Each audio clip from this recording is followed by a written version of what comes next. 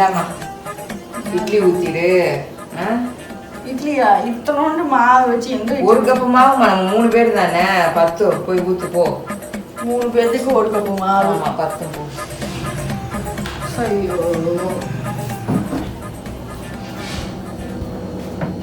இதை வச்சு என்னம்மா நம்ம ஊற்றி சாப்பிட்றது?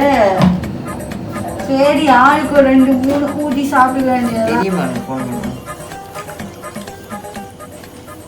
பா. தம்பி, அம்மா இட்லி சுட்டு உனக்கு பிடிச்ச தேங்காய் சட்னி அரைக்கிறேன். நீயும் பொண்டாட்டி பிள்ளைங்களெல்லாம் கூட்டிகிட்டு வந்துரு. சரியாப்பா? வந்துரு. சின்ன மகனுக்கும் பேசுவோம்.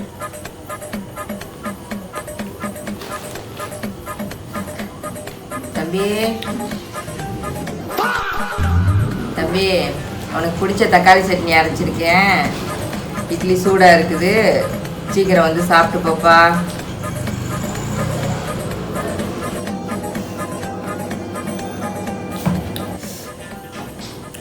அம்மா இட்லி சுட்டு தேங்காய் சட்னி தக்காளி சட்னிலாம் அரைச்சிருக்கிறேன், வந்து சாப்பிட்டு போம்மா.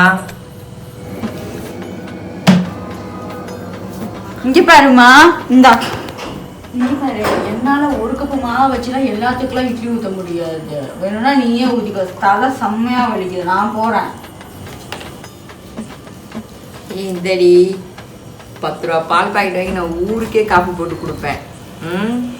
இது உனக்கு பண்ண முடியல. சரிம்மா, 1 கப்பு மாவு வாங்கி அண்டா நிறையா இட்லி சுட்டு கொடு.